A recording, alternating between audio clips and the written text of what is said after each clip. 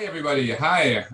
Very glad to be on this webinar. You know, usually we do this in class, but these special times we're talking about disruption, we're talking about leadership, we're talking about self-leadership, and you know, somehow this comes at an appropriate time for what's going on right now in the world. We're going to be spending approximately 45 minutes together, and I like my presentations to be interactive. So don't hesitate to ask questions. You guys can challenge me. You can disagree with me. That's okay. I will force you to respect other opinions, and I recommend that you learn from others and listen to others, but that I can only propose. But all of my classes are actually interactive, and I start my classes by saying I do not know how to give a lecture. What I do know how to do is to create an environment where you, participants, co-create the class, and where your questions actually will direct our discussions, and also you can bring some of your own experience and own feedback to this presentation. So I have actually the Q&A session open right now. I can see right next to my screen whenever one of you asks a question. If these are questions regarding my presentation, please don't hesitate to ask them during the presentation. And then if they're specifically towards the admissions in the class, in the school, then please wait until the end of my presentation and we can have a discussion with Melanie. She'll also explain that part. So really don't hesitate to intervene. Don't wait for the end of the slide. Just type your question, and looking forward to this time together. So I'd like to give a quick introduction. I've been told, you know, by my dear parents, it's always very polite to introduce myself. So on my side, actually, I build a bridge between the corporate world and the world of startups. And I spent 17 years in corporate in Switzerland, in the US, in Asia. I created my first startup when I was actually still in college and sold it 3 years later. Afterwards, worked in the corporate world. And since I've left the corporate world, I've co-founded one startup, Business Angel Network, where we've made 200 investments in other startups, 25 million of our own money. And I've personally done 20 startup investments. I actually got a caller from my banker this morning asking me what was this big payment on my account. And this was from actually one of the last payouts of a startup that I invested in actually 11 years ago. And I got another payout of 2.5 times my original investment just out of that startup, a total of 12 times altogether just from that one startup. Very interesting times. I'm a co-subject of an HBS case that we use in the school, and I founded 3 other businesses alongside the Business Angel Network, Go Beyond Investing. That's enough about myself. I'm actually very shy. So let's talk a little bit about what's going on in the world today. This graph here represents the time from the company being founded to the time it actually has a market capitalization of $1 billion, right? And typically a Fortune 500, which is already very select, on the top 500 companies, Fortune 500, on average, it takes 20 years.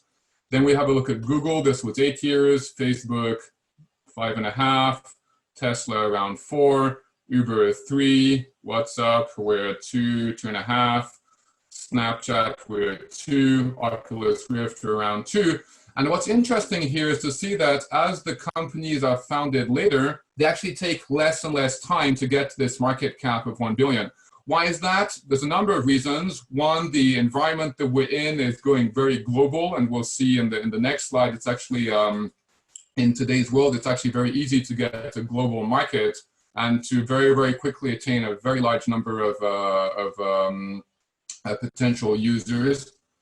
And this is something that's changed over the last decades.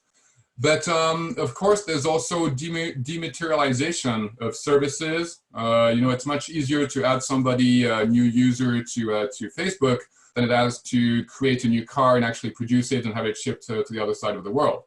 So there's 2 aspects going on simultaneously. In the end, we are seeing an acceleration of the speed at which businesses can grow. And I personally worked in companies that have grown from 100 to 3,500 people whilst I was there, another one from 350 to 15,000 people whilst I was there. I've known hypergrowth. I was actually in the US during the internet bubble, very interesting times. But Those times are, let's say, very thrilling, but also a little bit scary because the economy is not necessarily very stable in these times. Let's have a look at that in this, most importantly, the slide after that. This here is US tech penetration. Over the last 120 years, how fast technologies have been able to penetrate their market. So basically, most, let's say, impacting technologies can appear here, from the telephone to the cell phone to the internet, etc.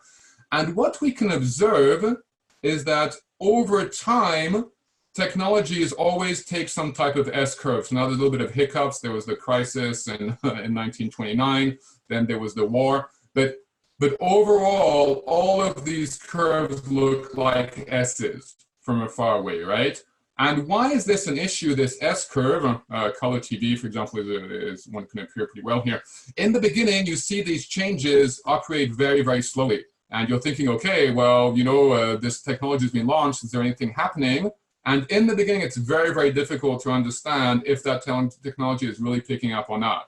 But once it does pick up, actually, if you were waiting on the side with a company to decide to implement or not this technology, once it does pick up, actually it goes so fast that it's difficult to get on the bandwagon. So it's very difficult. On one side, you don't know what will pick up because the start is very slow.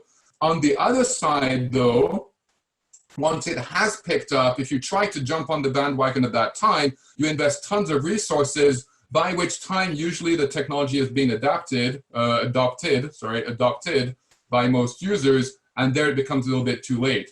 Why? Because as we can see here, not only are these S-curves, but actually the slope is faster and faster and faster. Huh? And of course, electricity, it took basically, let's say, 50 years to get to 90%.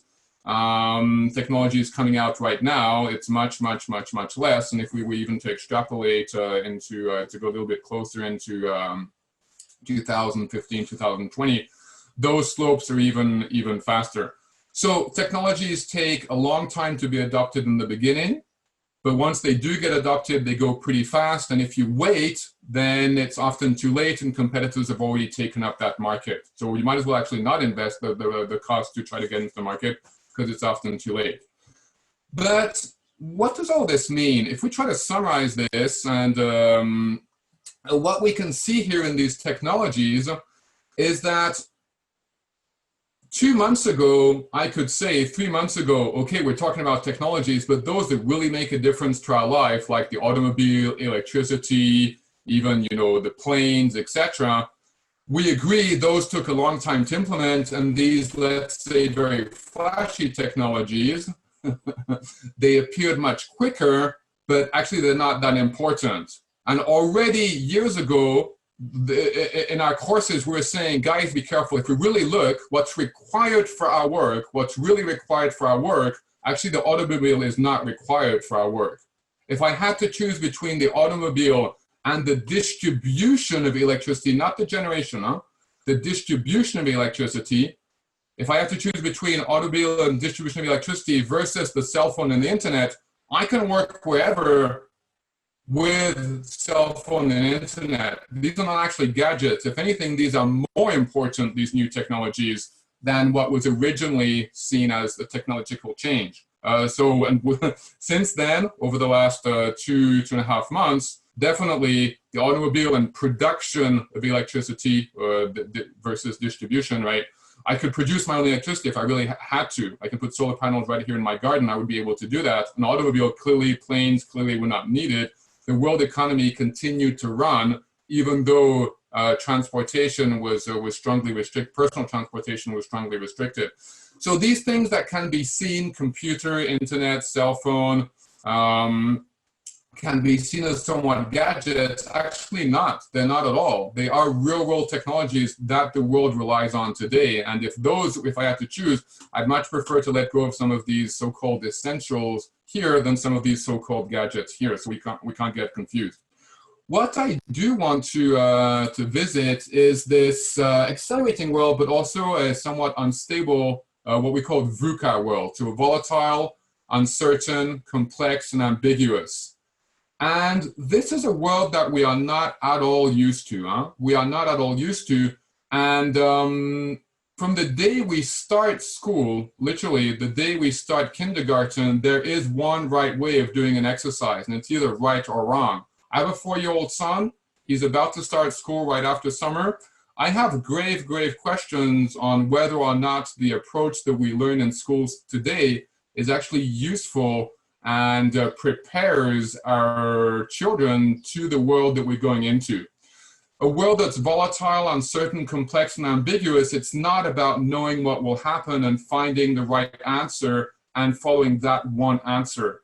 In a world that's volatile, uncertain, complex, and ambiguous, it's about trying literally 5 to 10 things in parallel, just enough to find the one that works, but then actually deciding very quickly to concentrate on one. But in school, we are never taught to try 10 things of which only one will work.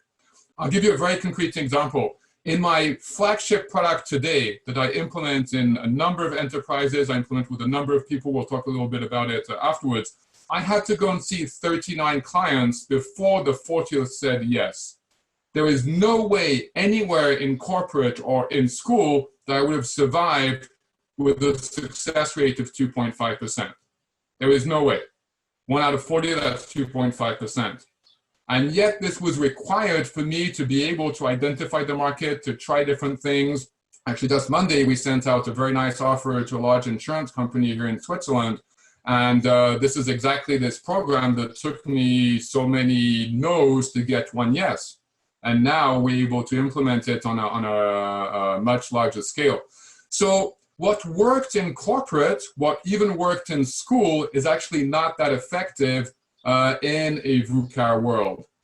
And we need to prepare participants of any type of program, but in particular managerial education, to be able to confront this changing world where there is not one solution. And we need to try 10 things in parallel to get one that actually works. The trouble is, how do we allocate those resources to be able to try that in an effective way? Because at one point we do have to invest more resources in the beginning. And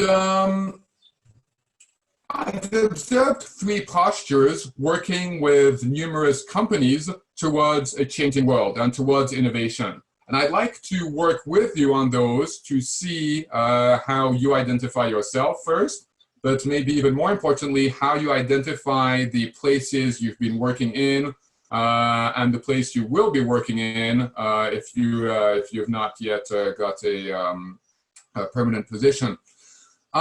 The postures I've identified, the first one is the ostrich. The ostrich, when it's scared, it buries its head in the sand and says, okay, nothing's going on, I'm all set, I'm fine, this is not happening, this is not true. I remember I participated a couple of months ago in a open house for an institution about innovation, and we were talking about the fact this is a changing world and the new normal is very different from what was happening before. What got us here, well, what is not what will get us there.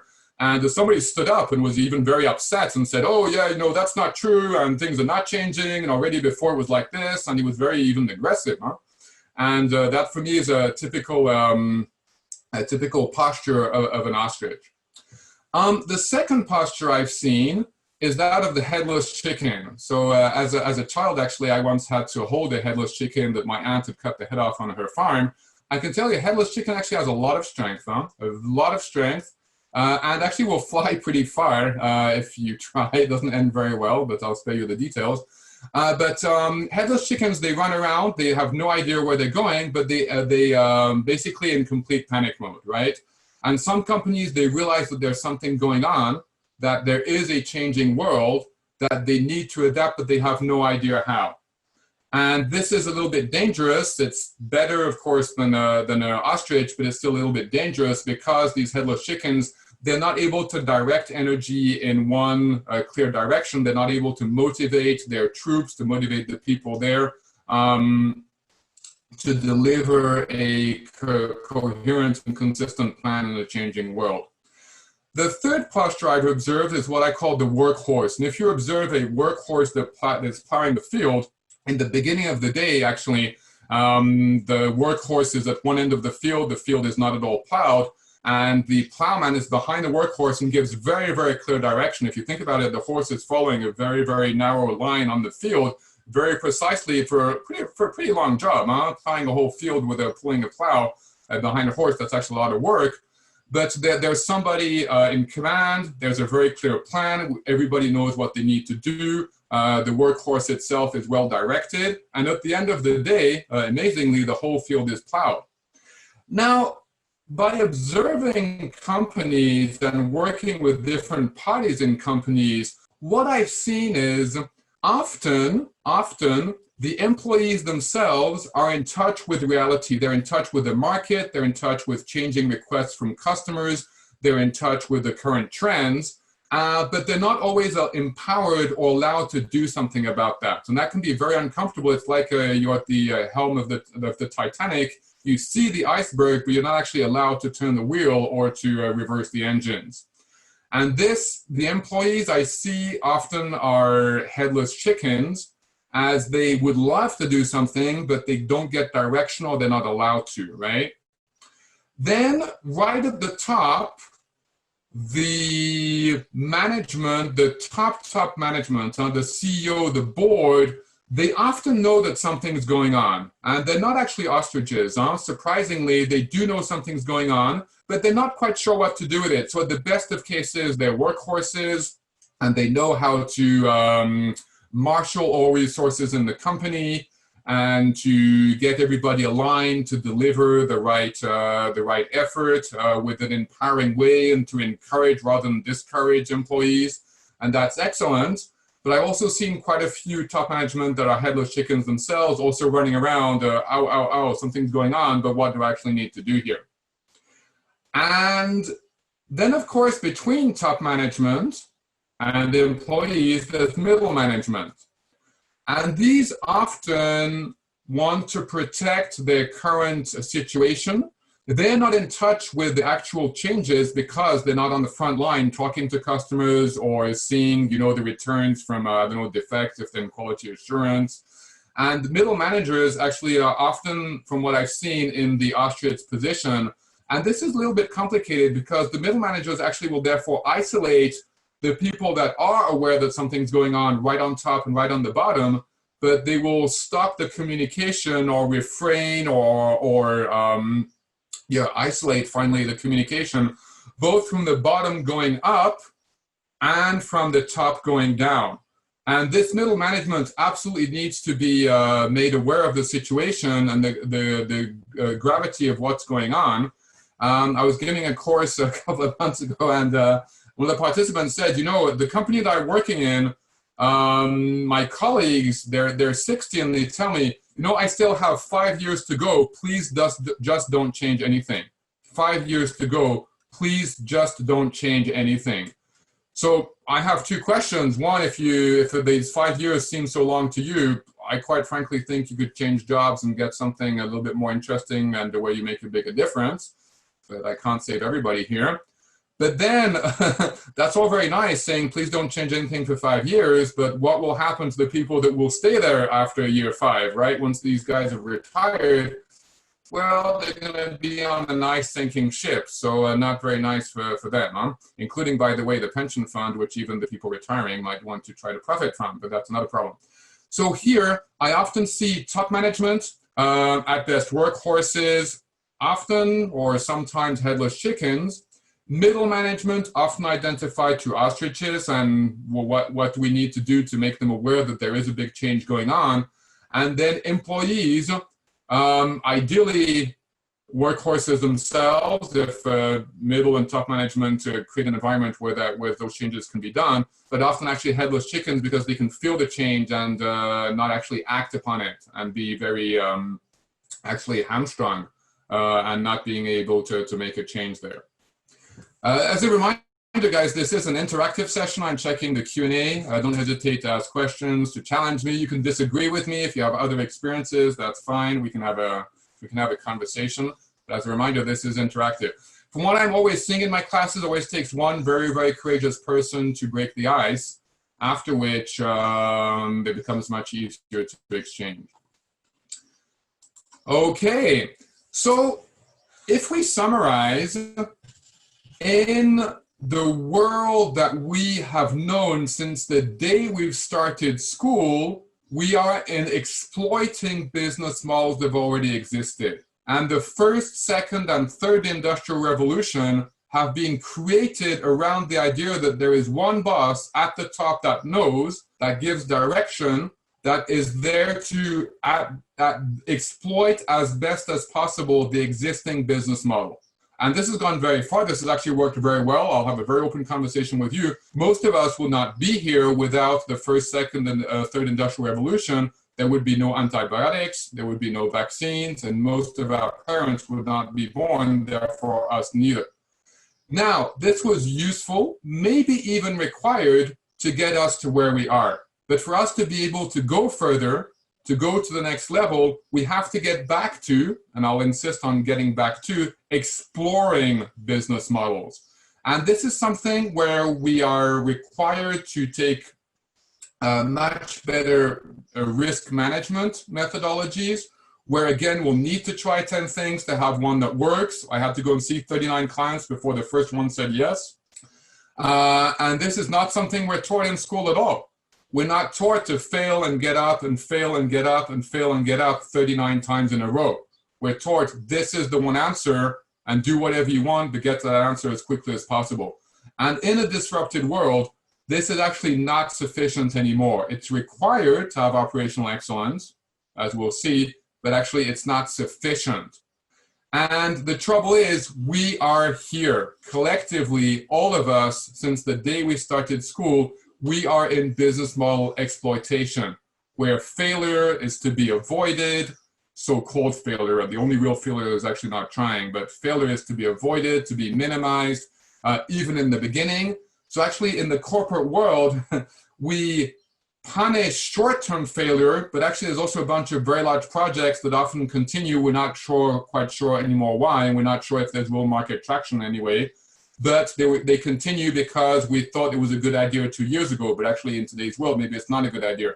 So actually we punish early failure, but actually we sustain and permit long-term failure. Whereas down here, actually, we should permit and sustain short-term failure, but then actually punish long-term failure. So actually completely backwards. We're actually completely backwards in this world. And again, we are here because the day we start school, we are taught to find one solution and get there as quickly as possible. And failing 39 times before finding the right way is not something that we're taught or is acceptable. If we were to transfer this in the world of operational excellence, if I put in the middle here operational excellence, which I'll define this as a certain number of angles, for example, enterprise resource planning, integrated supply chain management, Six Sigma quality control, customer relationship management, CRMs. All of these are incredible tools that have come to age over the last 15, 20 years. These are very, very powerful tools. They've transformed the whole way business is being done and the efficiency of doing business. But this is becoming commoditized. Everybody is doing this. Our competitors are doing this as well. This is required, but this is no longer sufficient, okay? And we need to go beyond this to look at something else, because this, again, got us where we are, but will not get us further than where we are. We're getting to the limit today of operational excellence. This, by the way, applies both to companies, but also to individuals. I'll be very direct here. Right now, as we speak, over 300 people are getting fired from Philip Morris, right here in Lausanne, actually kilometers only away from the Business School Lausanne. Out of these 321 people getting fired, not a single one is getting fired because he's not doing a good job. The company is getting restructured, and for reasons independently of the employees themselves, they're getting fired. Probably those employees have been there for quite some time, and I'm very confident that they're extremely operationally excellent. They're very good at what they're doing, but that does not guarantee their job anymore. That does not guarantee their job. And in today's globalized world, highly competitive world, doing a good job is not necessarily a differentiator compared to your neighbor. Your neighbor is also doing a good job. We need to be able to go beyond that. And that's why the teachings around this VUCA world and understanding the complexity of what got us here will not get us there. The fourth industrial revolution needs a complete different mindset to be able to go beyond operational excellence whilst keeping operational excellence. That's the difficulty, huh? We can't become, we still need operational excellence, and we still need to have that quality and that efficiency, but it's no longer sufficient to be able to maintain our competitive position. So to be able to go beyond operational excellence, I'd like to make a couple of proposals here. First is employee empowerment, giving power back to the employee to be able to make his own decisions. I was interviewing 7 top managers of a very, very high-end bank lately regarding a program, a training program that we want to implement there. And every single one of those managers came back with the objective for the program was, we want employees to become more audacious, to take more initiatives themselves, to become more entrepreneurial in their thinking, to be able to manage their own projects, to manage themselves, that we don't need to have somebody constantly breathing down their neck to motivate them. And every single one, it was very moving, huh? Employee empowerment. The second one is integration of new trends. And in our classes, we talk about societal trends, we talk about things that are going on in the world of business, VUCA world. Exactly, COVID is a very good example. How to adapt. And I'm not here to predict the future. I don't actually care about what will happen in the future. A number of people have been calling me lately, what do you see coming up in 6 months, in 12 months, in 2 years? Quite frankly, guys, I don't care about what will happen in 2 years. What I do know is that if we're ready to adapt in an agile way, anything that happens is going to be an opportunity. COVID is a big opportunity. Of course, it's also a huge, huge threat, but it's a huge opportunity for us to change things that were supposedly unchangeable before. You know, simply reduction of pollution, teleworking, video conferencing, avoiding having to take a plane just to go to a meeting. All these things that were supposedly impossible before, suddenly they become the norm in literally 2 weeks. And there's tons of opportunities connected to this, tons of opportunities. And don't get me wrong, I have a lot of empathy for a lot of people that are suffering from this current situation. I'm gravely suffering. And at the same time, alongside that empathy, I can also see all the opportunities that we can collectively have, but we need to have this new mindset to be able to see them and seize them both. Risk and reward management, again, I would have never survived any time at all in corporate had I had a 2.5% success rate. One out of 40 actually working. Yet it was required for this project to work. And it's required for me to have a very interesting portfolio of services today I can bring to companies.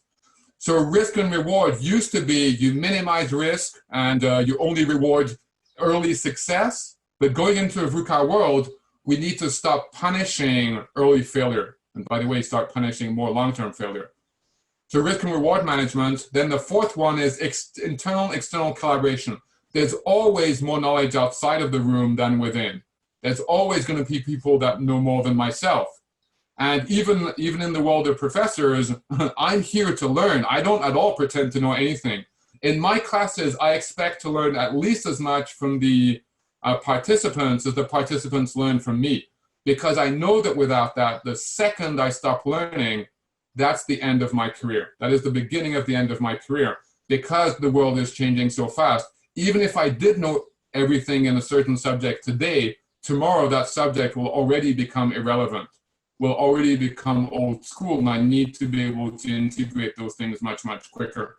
So internal, external collaborations, knowing that the answer is probably outside of wherever we are, try to create a bigger network, try to get interactions with very, very smart people. I've had incredible support from a network around me during COVID, where some very, very bright people have helped me tremendously understand how we could position ourselves, how we could make these opportunities, and how we could make changes in the school, around the school, to be able to take advantage of this new situation.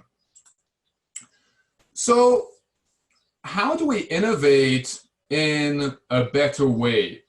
And in my experience, what I've seen is entrepreneurs, i.e. an entrepreneurial mindset in a large existing organization. I see there's a question, I'll visit it. So entrepreneurs, an entrepreneurial mindset in an existing organization. So exactly like this bank was telling me, we want more audacious employees. We want employees that are able to take initiative, that are able to bring projects to life, that we don't need to stick project managers on their back just to make them do something, right? And here, an entrepreneurial mindset is definitely a very, very good input. Startups, using startups themselves, as I said, the banker called me this morning asking where all this money came from on my bank account. Why? Because I'd invested in a startup 11 years ago. 11 years ago, I made my first investment in a startup, went very well, and today I get payouts from that foresight of how this technology would change the world. Including the technology, including the know-how, but maybe even more importantly, including the mindset from startups in large organizations, which can be by having the startups themselves or by having entrepreneurs. Then, of course, university labs, being able to integrate as early as possible the key findings which are coming out. Academia produces some incredible findings. My concern today is what impact is that having, sometimes great, sometimes not that great. And I think there's a big wastage of the outcomes of academia, which we should connect much more to the real world and to make actually an impact beyond the research paper. For me, the outcome is not publishing a research paper. The outcome is what happened once that research paper has been published. So these are like inputs. On the outputs of this, we have what I call people returns, i.e. people thinking differently, people with a different mindset, people that have more resilience, people that can try to implement crazy ideas, people that have a better relationship to taking risks and that dare to do things. Then, of course, once you have people returns, you can also have strategic returns, i.e. new products, new product lines, new alliances, these types of things. And once you have strategic returns, in the end, but only in the end, you'll have financial returns. And these are guaranteed by everything else that happened before. But if I want to try to summarize in the order, I'll do that in the next table. But I did want to read the question. So, as the coronavirus outbreak continues to force business schools going online, applicants hoping to start their program this fall face a lot of uncertainty. Do you think that the options for MBAs without online classes in 2020 will increase? So the options for MBAs without online classes, I'm trying to understand.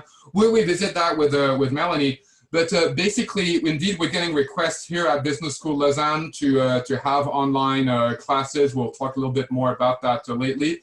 Evidently, all of our classes went online within a matter of a week, right? And actually, we've been getting very, very good feedback from the participants, which in the beginning were a little concerned. Some of them even a little bit aggressive. We didn't pay this type of money to be having an online experience, and we're really upset that the school is going online. And we were very surprised, very positively surprised, that actually after a very short time of a couple of days, maximum couple of weeks, we went back and interviewed students and asked them, are you seeing a difference in your learning outcomes between online and in person? And unanimously, students said, actually, the learning is exactly the same. We learn just as much by having online classes where we're able to create, of course, an interactive environment where we're participatory. We do breakout groups. We do blended learning. So there's preparation outside of class. Then we discuss flipped classroom. We discuss the outcomes in class, etc. And this is something will definitely be a new trend. We're not talking about a storm that's going by and then we'll go back to normal. There will be a new normal after this. We'll talk a little bit more about the school specifically afterwards. But that's a very, very good question, by the way. Thank you. So if we look at the order in which we can do this, and this will be one of the closing slides. If we have a look on the input for innovation, we have entrepreneurship, startups, university labs. And then here actually we have the output of people returns, strategic returns, and financial returns. And I've tried, over the years, I've tried filling out this table in just about any order, right? I've tried just about all possible orders. But in the end, what I've seen, the most effective order is actually to have an entrepreneurial mindset, entrepreneurs implemented to have people return. So to really have an entrepreneurial program to implement a change of mindsets. This will then automatically give strategic returns, exactly like the bank I was talking about before. And then only then, of course, you'll have financial returns. But after that, and only after that, you can start introducing startups into the existing organization, because the mindset is so different between startups and large organizations. The KPIs, the rewards, the speed at which decisions are taken is so different that if you try to introduce them earlier on, actually there's such a clash that at best nothing happens, and at worst the large organization risks killing the startup by suffocating it and discouraging its founders. So after trying, as I said, just about all possible orders in this table, these are the ones that I see doing the most effective work to be able to get everybody from a position of ostrich or headless chicken into a position of workhorse. So if that's one key sharing actually I could have with you today, that's something I highly recommend you can keep in mind. So, as a conclusion on this, I really like this slide. I discovered actually strategy consulting after my MBA. I finished my MBA 10 years ago and then have been consulting in strategy and entrepreneurship ever since. And I really like this slide because this is, for me, the very first strategic workshop where basically a hunter plus a spear plus a mammoth equal a fat hunter. But a hunter minus a spear plus a mammoth equals a fat mammoth, right? And I find that very interesting as a way to think about, you know, in the end, the right strategy can save my life in this particular case, but it can also save my professional life and give me a much more enticing, rewarding life. And that's why maybe the key message I'd like to leave to all of you today. Think about what you want to do with your career, make choices that are entrepreneurial, that you'll always find, be able to find new jobs in a disrupted world, and probably even more so in the upcoming months.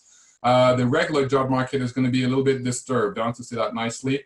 And as an entrepreneur, I can work wherever I want, for whomever I want, on whatever I want. And this is a huge gift. Having tried a number of other models, actually, this is by far the most rewarding times of my life. So thank you very much. I'll be handing the presentation over to Melanie. Thank you very much, Andre. It's always a pleasure to listen to your lectures. First of all, guys, welcome again from the Office of Admissions at the Business School Lausanne. Nice to be with everyone today. I'm just going to get started by confirming that the presentation that I'm about to share with you really does talk about the admission requirements going into a master's degree in international business, which is completely designed for a younger professional, recent bachelor graduate also in mind. And it is geared, we offer two concentrations at BSL. One is in entrepreneurial leadership and a second one in finance. And maybe we can go to the next slide, Andre, or yeah, you have the, cool, thanks. So in essence, just when we talk about what you need to qualify or to be eligible to apply, we're looking for a bachelor's degree in any discipline, but of course from an accredited institution or accredited program. And we have strong English proficiency requirements as well, which is either through IELTS, TOEFL, TOEIC. We also now accept Duolingo. The overall average that we're looking for is something equivalent to a 6.5 on IELTS or a 90 on TOEFL. We are also, as part of your application process, we're going to ask for a CV and a letter of motivation and 2 recommendation letters. And what we really look for in candidates is we are looking for candidates that are ambitious, but that also have a keen passion and interest in understanding how to leverage business as a force of good. That's really at the heart and soul, of course, of our institution. And we do have 3 main pillars. Entrepreneurship is obviously really one of our main pillars, has been the pillar from the very beginning. I know Andre loves that. And it is also, we do have now business megatrends, so anything related to digitization, artificial intelligence, sustainability, those are really ingrained also in the training and understanding the impact that those megatrends have and will have on organizations, and how to best respond to them, and what leadership capabilities one needs to have in order to really actually be effective. So, and then the third pillar, which is very dear to the school, is ensuring that we equip our students at all levels with the right balance in hard and soft business skills. At the end of the day, we're a business school, and we want to make sure that when you leave, you really have perfected your personal hard and soft business skills relevant to also your career goals. So one thing that is very also important to our business school to offer all of our students is guided and mentored career coaching. So I encourage everyone to reach out either today or when we or afterwards for more personalized information. About that also, we can also go ahead to the next slide. I'd like to explain a little bit of how we work with the admissions process at our business school. So because of the selective process that we have, we actually offer a very guided and supported admissions process. So what that means is that the selection starts also from the interaction that you have within the admissions team. So we want to enable everyone to have an education. We're not trying to also limit the access to education. That was never part of the plans when we founded the school over 30 years ago.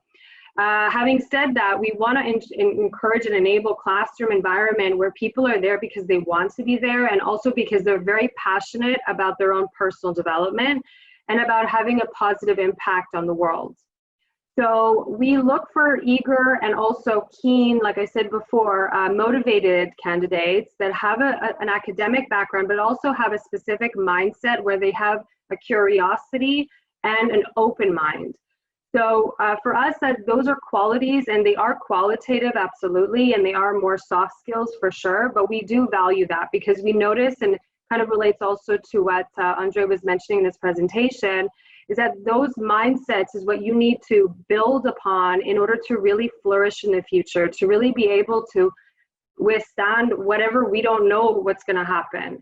And so as a business school, we have established that quite a long time ago already, that kind of philosophy of life and that kind of mindset can be nurtured, can be encouraged, and the hard skills, you can learn those.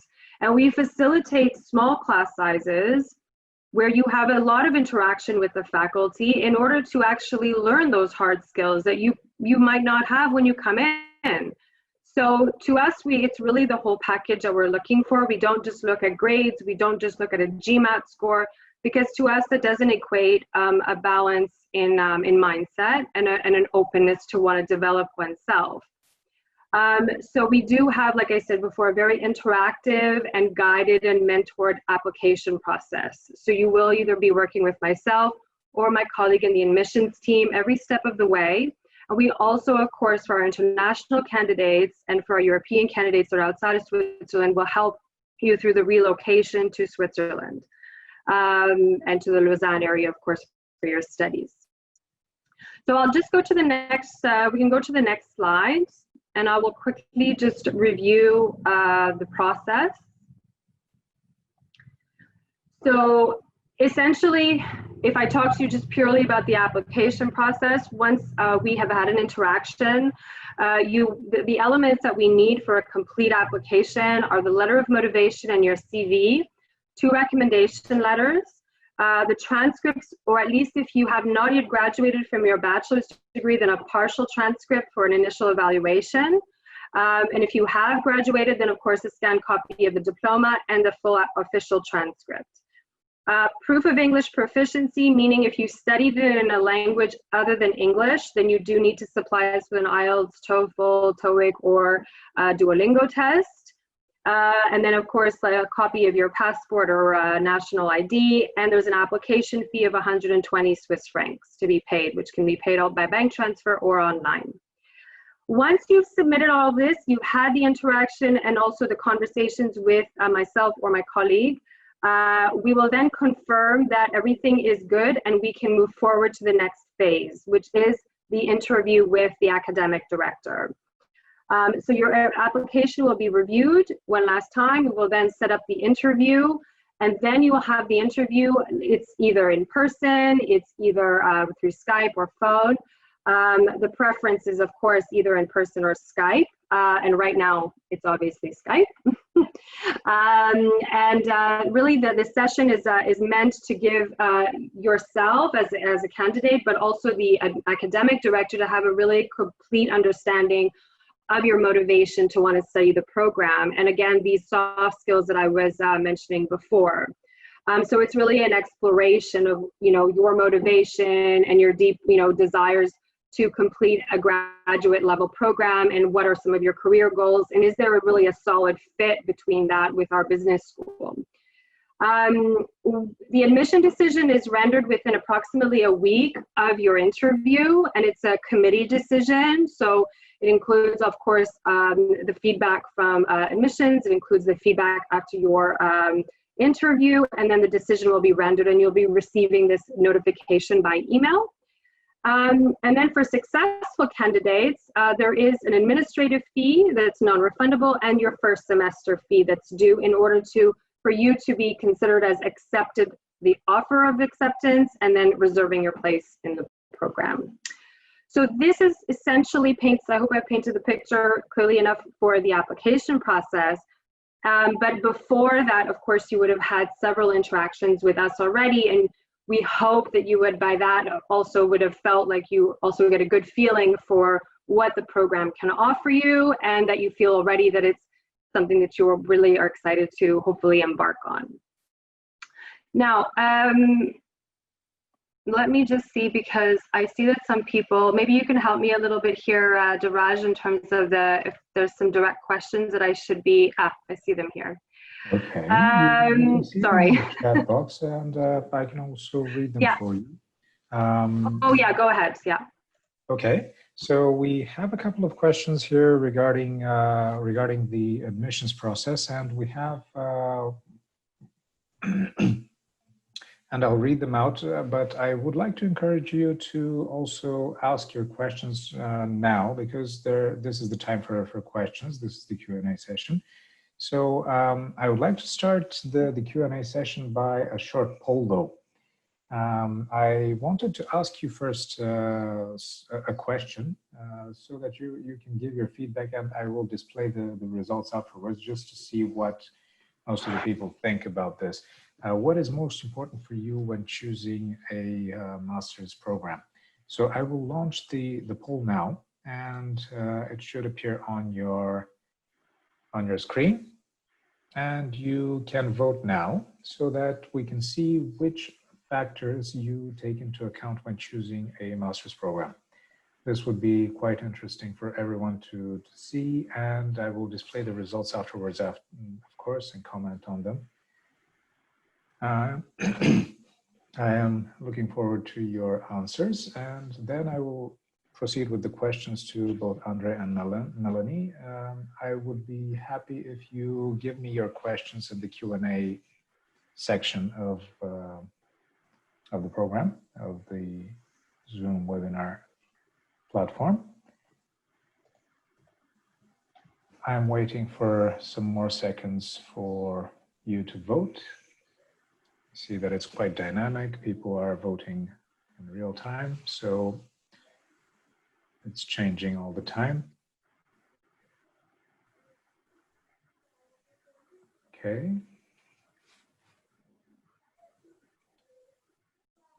I will wait for some more time because we still have people voting, obviously.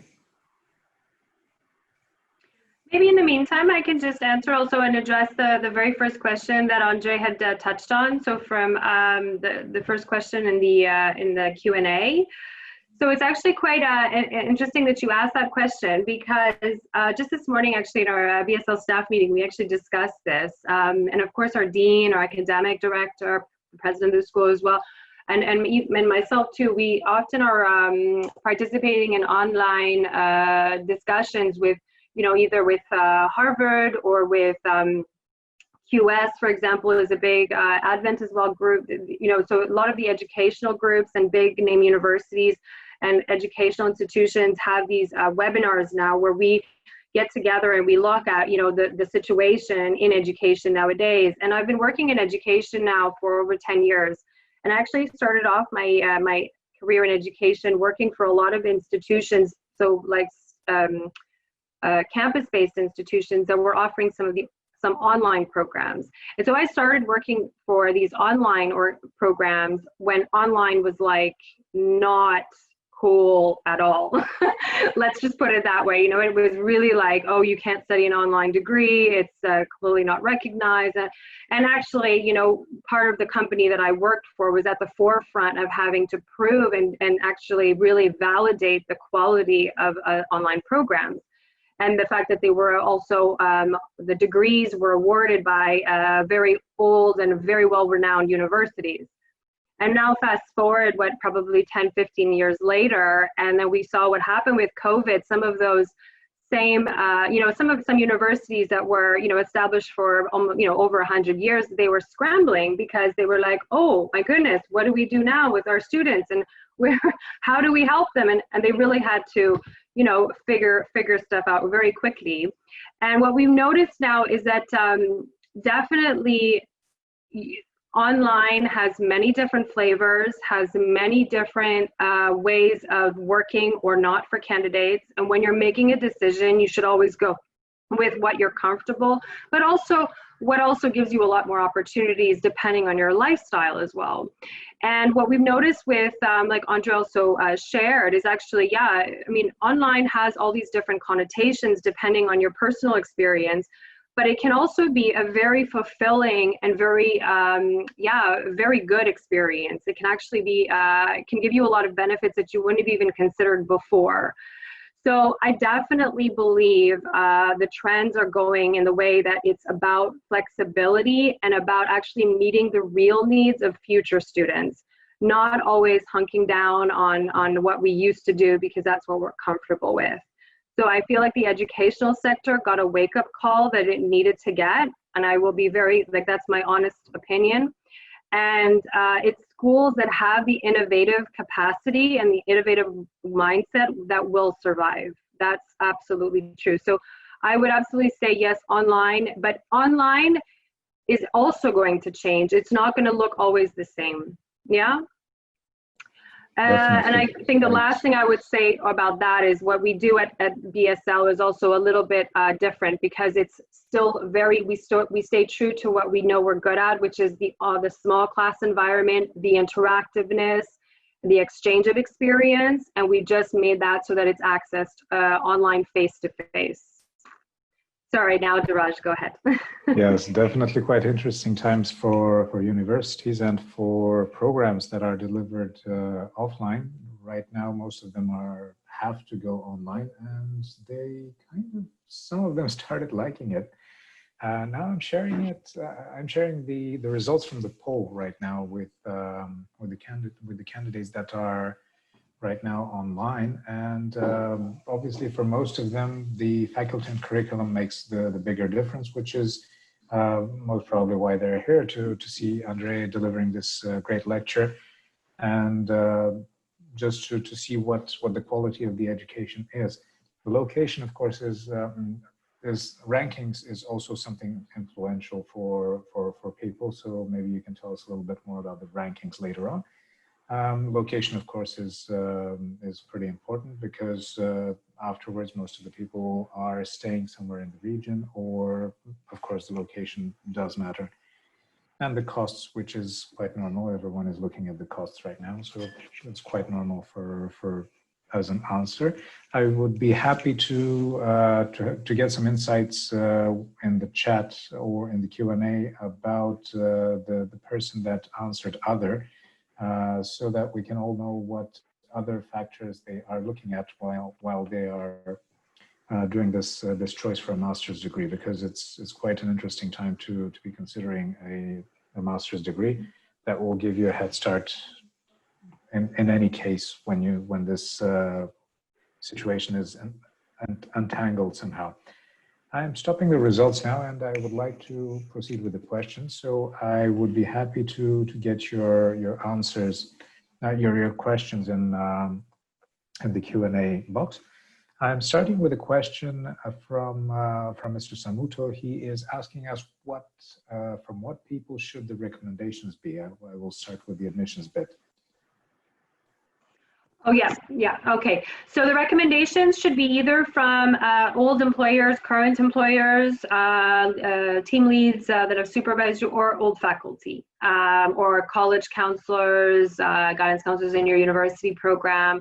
So essentially they should be from someone that has had some kind of supervisory relationship to you, and that can speak to the qualities that they see in you being successful in our master's program. Okay, and again a question from the same person. He's asking us, how many years can I stay to look for a job after the program? Okay, so good question. Now I'm going to have to share some information that sounds a little bit funny sometimes when I explain it. It depends on where you're from, actually, primarily because Switzerland has quite a strict immigration policy. So you can, and we are also part of the Swiss Private Federation of Universities, so we're officially a private business school.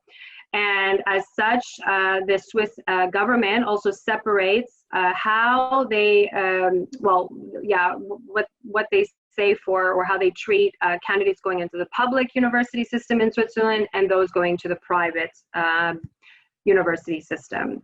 So anyways, long story short, if you are from the EU or obviously based in Switzerland already, meaning you're Swiss, then you can stay for a minimum of 6 months after on your B permit, and you can ask for an extension. If you are an international student and you're coming from, so meaning you're under a study visa, then actually you're not officially able to stay. However, the MIB program includes the possibility of doing an internship, and that internship is paid in Switzerland. So that means that you can also earn money, and it doesn't matter if you're coming in as an international student or you're Swiss or you're EU, you're treated the same. You're all eligible to do an internship.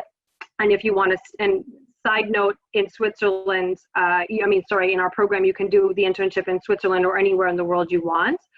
But what that means is that if the company you're doing an internship wishes to hire you, by all means, they will be able to apply for a working visa for you after you graduate, and then you can stay.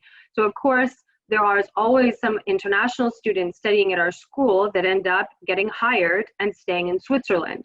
But it's not automatic. So one thing you need to know about Switzerland is that it is different to a lot of other countries in the world, like Canada or the Netherlands or the UK, where they offer you like a 1-year extension or a 2-year extension. Switzerland does not work like that. Okay, that's really good to know. And there is a complementary question to this topic as well. How many of your international students remain in Lausanne after graduating, if you have that kind of information? Yeah, I mean, well, remaining in Lausanne, I think remaining in Switzerland for sure, because the internships are across Switzerland if they decide to stay in Switzerland. So some choose, they go work for international organizations in Geneva or Zurich or Bern, it depends on where they're going. But there's always a percentage. I would probably estimate it at about, I would say between 15 and 20% of the international students that stay within Switzerland. So, but otherwise they either go back to their home country because that was their intention. Their intention was to come to Switzerland for the knowledge and the international network and then move.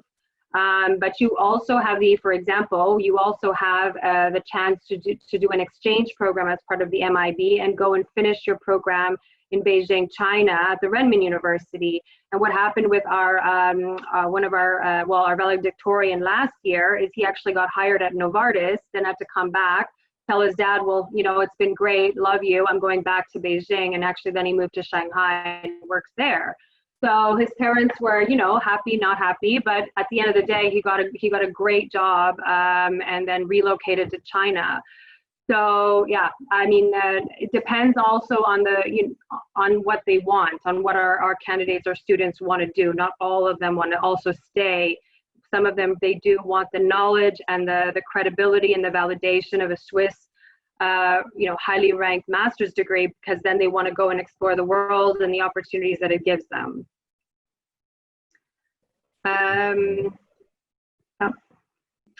Great. Another question that is related mostly to admissions. Does an early application increase the chance of getting a scholarship? Yes. Absolutely. At our Business School Lausanne, the scholarship is actually a budget that we have per year to reward candidates that present a strong application, but also make a formal proposal to be considered for a scholarship. So it's something that we take very seriously, but that we're also very proud to offer. But we absolutely, it's like every budget, the early bird gets more of the pie, let's say. So no, I mean, of course, an early application is very important for the scholarship. So I always recommend, and by the way, guys, we do open our intakes 1 year prior. So September 2020, we open applications for September 2021. February 2020, we opened already for February 2021. So we give everyone a very good chance to get a good scholarship. Okay, that's perfect. So then probably the GMAT result is quite important in your consideration. This is the question by Katina. She's asking us, how important is the GMAT for the consideration? Yeah, so now I'll just, Katina, for admission. Yeah, thanks for the question. I just wanted to confirm that I mentioned a little bit before about the soft skills that we look for. And because we hand select very few candidates per year, I mean, our yearly cohort for the master's program is approximately 40 candidates. So it's a very small cohort, and we pick them by hand. So for us, the GMAT results are not that important. We don't actually formally require it either. So for us, it's what I said before. It's really about the soft skills that you bring in. So the mentality, the mindset. Obviously, we look at your academic results in your previous degree, and if there's any inconsistencies, we will ask about that. We will inquire as to what happened. But we also really want to know more about you as an individual. What did you learn about what your experience was? What are you going to do differently? It's similar to also a job interview in that sense, huh? So for us, we do. It really is almost like we're hiring a new pool of recruits, because we work with our candidates and our students heavily on their employability. So it's of no interest to the business school to recruit students that don't care, more than we do about their own employability. So for us, it really has to do not just with grades, it has to do with attitude, and a certain mindset and open mind and curiosity that we really look for, and we feel is super important to making grad students that are going to excel. So I hope I'm answering these questions enough. But if I don't, please come and meet me after, or we'll connect. We can always connect at another time for a one-on-one call. I'm very open to that. I do that all the time. So yes, I hope I hear back from everybody. Yeah. I'm reminding that you can request a personal meeting with Melanie to discuss your personal situation and some questions that are related to your application. Right after the meeting, you just have to log in through the link that you have on the chat. You just click on it. Most probably it won't ask you for a login and password, but in case it does, Your login is your email address that you registered with, and your password is your telephone number without the country code. So you can log in there, you can request a meeting. There's only 4 meeting time slots for 15 minutes so that you can discuss what personally is interesting for you with the admissions, or the head of admissions of the school. So now I will go to a question that is directed to Andre, so that he can also share with us some more insights. So one of the questions by Avea is how to manage a startup business in crisis and what are the chances for survival? Well, big I question. would love to have a chat with you in person. Huh? We need to meet up. That's excellent. I've been in very close to entrepreneurships for the last 10 years, day and night. Huh? And with a startup outside of COVID, before COVID was even known, I already mentioned this. With a startup, the question is not if there will be a crisis, but when there will be a crisis. Every startup that I know has been through a crisis. The payment that I just received last Monday, at one point, the startup, actually, I wrote it off. I thought it was going to die, okay? They were in competition with a publicly traded company that raised 200 million. And these guys altogether raised 6, okay? It was a very, very unfair environment. So there will be a crisis. All startups will go through crises. You know, maybe I'll tell this little story in 1 minute and to give you some perspective. When I left corporate from a very well-known company, which is hugely everybody in the region would want to work there, knows it, etc., to co-found a startup was seen as a very risky move. Very risky move. 7 years later, this company moves their headquarters to the US. 80% of my colleagues get fired. Some of them have never written a CV in 20 years. My question for you is, who took the biggest risk, knowing that I'm very lucky? I get fired every single month, because every single month I need to find a new mandate. Every single month I need to go out on the market and get rehired. So therefore I become comfortable with this comfort, and I know how to manage this comfort and how to manage uncertainty. And startups know this by design. They have to, otherwise they don't survive outside of a crisis. So in a way, of course, probably this crisis isn't making it easier for some. For others, it's actually making it much easier. Huh? A lot of startups are actually doing very well right now. Now, the question is, how do you adapt? But as an entrepreneur, you have crises all the time anyway. This is maybe just one new one. Hopefully that answers your question. But I very much look forward to having that conversation more in person.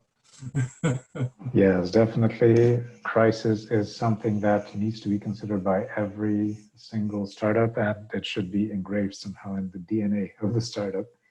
How important is social media for business growth, and what social media platforms or tools would you suggest for a startup? This is again a question by Ms. Faith. Okay, guys, I love the questions. You guys should be taking the classes here, huh? Okay, so there's no one answer fits all. And by the way, even if there were, it wouldn't be the answer for you because everybody else would be doing it.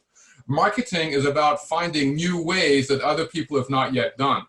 And what worked last year actually is already old school this year. So I would have to understand much better your product, your go-to-market strategies. Is a multi-sided platform or mono-sided platform? There's no one answer for that.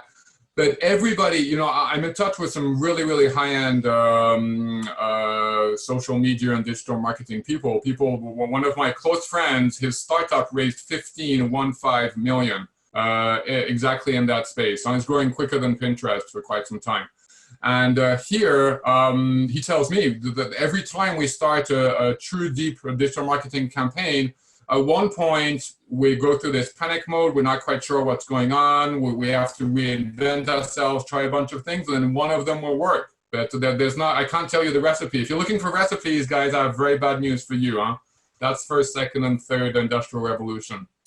The fourth industrial revolution, it's about trying a whole bunch of recipes and seeing which one tastes better. So, that's my closing comments on this call. So I wish you lots of good tasting of recipes in the future. Thank you very much to each and every one of you for your time. It was a pleasure, and very much looking forward to seeing as many of you as possible around Business School Lausanne. So, indeed, quite an interesting time to be doing business. Exactly. Thank you for your questions. This wraps up the questions to you, and I have just a couple of final questions to Melanie for regarding the application process and the study. And I would like to encourage you to give me your final questions in case you have any. So my final question is regarding the regarding the structure of the payments of this of the program. Could you please share with us, can it be paid in installments? Yeah, and there is a couple, I also saw a question about a scholarship, so I'll try to answer both at the same time. So the total cost of the program is 38,000 Swiss francs. And of course, as we mentioned, there is a scholarship program that can help with that. Officially, payment plans have always been an option, so it is completely possible, but to reserve your place in the program, of your first semester would need to be paid up front. And then after that, once you're in the program, you can always request a monthly payment plan. That's fine. And a lot of our students have bespoke payment plans that are set up for them. So now I'll ask about the scholarship. So the scholarship program that we have, it's based, of course, like I said before, on the strength of your application. It goes up to increments of about 40%. So you will, it'll depend on a series of factors. So once you are interested in applying, we will discuss that in more detail based also on what your needs are. And then you can apply for the scholarship. There's a question here as well about the administration fees and what happens if the visa is denied. So there is a separation between an administrative fee. The administrative fee does not go towards only the visa application. It is also to cover all of the administrative costs related to your application and your acceptance into the business school. Yeah, and it is non-refundable. However, because the requirement of the business school, and this is very similar to most schools in Switzerland, is that the full acceptance comes with a payment of your first semester's tuition invoice. So that means that for you to apply for your visa, you do need to be fully accepted into the program. So that requires you to make that semester fee payment. Now, if you are denied your visa, that semester fee payment is automatically refunded to you without any questions.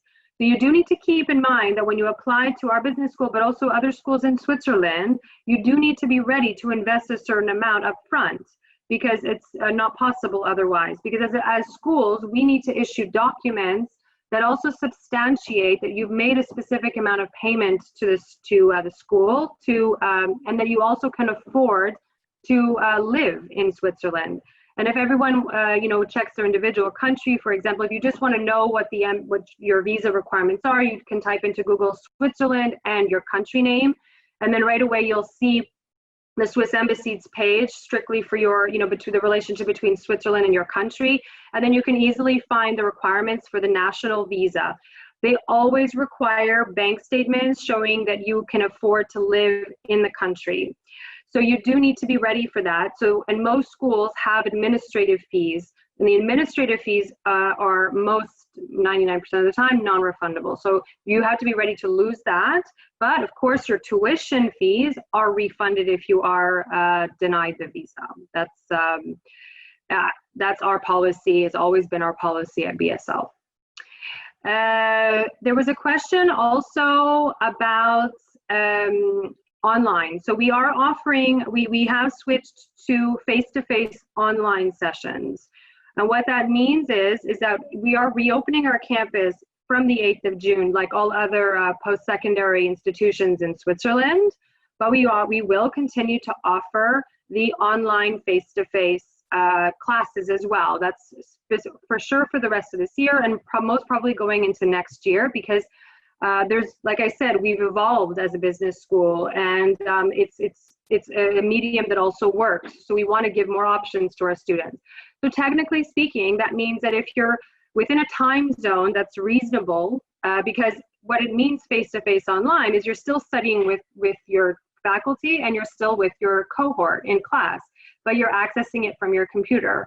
So that means that you don't need to be specifically physically on campus, but it also means that you should be available during the class times. And the class times for the masters are in 4 hours, either from 8:30 in the morning till 1 p.m. or from 2 p.m. until 6:30 p.m.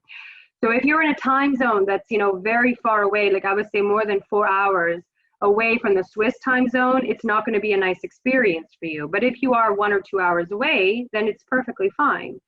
So absolutely, you can join specifically the fall intake. Absolutely, we will have students, existing students and new students coming in that are joining this way.